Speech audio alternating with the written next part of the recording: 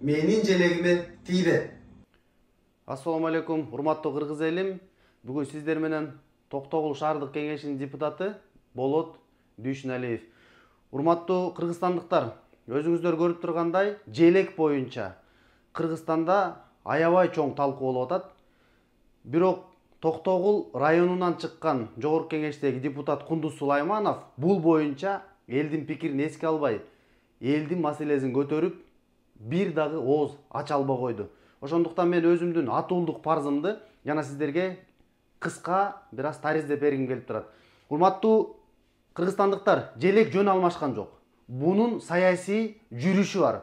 Эмне дегенде өзүңүздөр көргөндөй бир чамгарак жана желекке күндүн нуру, же болбосо тикенек сыяктуу өзгөрүшү бул жөндөн жөн эмес. Мен 4 багытка бөлдүм: материалдык, идеологиялык, моралдык жана юридикалык деп. Дал ушул материалдык жагын алып караганда мен ойлойм, шайлоого даярданып жатышат. Анткени жаңылбасам 2015-жылы дал Атамбаевдин бийлигин ут берем деп Токтогулдук Тайырбек Сарпашев паспорттарды өзгөрткөн. Дал ошол паспорттарды өзгөртүү менен шайлоолорду уткан. Бул эң негизги негиздер деп мен шектенем. Экинчи маселе, каражат топтоо максатында. Бул өзүңүздөр билесиздер, азыркы күндө паспортты Кыргызстанда чыгарып алгандыктан анын чиптерин өзгөртүү жана башка маселелер боюнча менин шегим бар.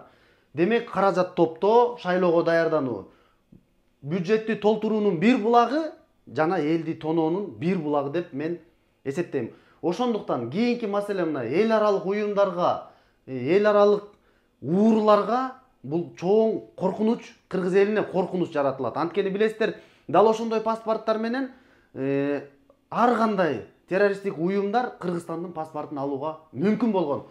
Андан кийин идеологиялык жактан, урматтуу жердештерим, эл болуп түптөлүшүнө кылымдар кетет. Дал ушул атрибуттар бул мамлекеттин өзөгү. Жана ошондой эле мен эки маселени кошуп коеюн: тили жана жери, жана атрибуттары.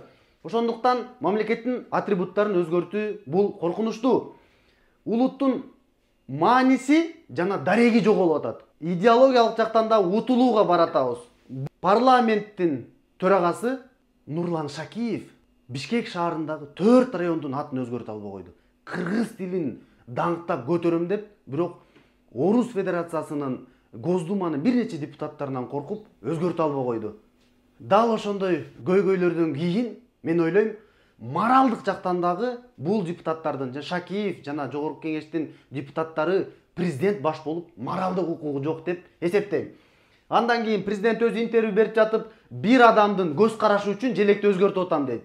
Эми кыязы бир адам силердин желегиңер мына коломтосу. Бул эмне күн карамабы деген экен. Эртең дабыр ошондой эле бирөө келип туруп кулагына шыбырап, бул эмне тикенекпи десе дагы өзгөртөргөндөй, мамлекеттин атрибуттары оюн эмес. Бир адамдын, президенттин каалоосу менен желек алмашпаш керек. Жалпы адамдардын символикасын өздөрү гана билип чечкен тура эмес. Юридикалык жактан Конституциянын 1-беренесинин 4-бөлүмүндө бийликтин булагы эл деп жазылып турат. Ошондуктан жалпы эл бүгүн анын өзгөрүшүн каалаган жок. Президент элди угуш керек эле, эл президентти укпайт. Авторлордун укугу тебеленип атат. Демек, авторлор азыр мен ойлойм, жанагы бир нече парламенттеги талкууларды угуп калдым. Авторлор өздөрү да каршы. Демек, авторлорду дагы зордогон, же болбосо авторлордун укугун бускан, буга чейин өтүп кеткен авторлор бар экен, алардын укугун бускан тура эмес. Эгерде жаңы желектин кичине толуктоо өзгөртүү киргизип жаткан болсо, түздөө дейт. Бул желек бузулган эмес түздөгөндөй. Бул жаңы авторлор менен ишке аша турган маселе болчу. Ошондуктан бул юридикалык жактан дагы бузулуп атат деп. Эң негизгиси, элдин баары каалап жатканда референдум жолу менен чечилиш керек эле.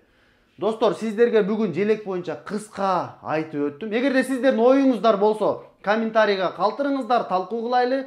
Мен сиздер менен кызыктуу маселелерди дайыма чагылдырып турам. Сиздерге кызыктуу болсо, подписканы басып, коңгуроону басып, жана комментарий калтырганды унутпаңыздар. Көрүшкөнчө достор.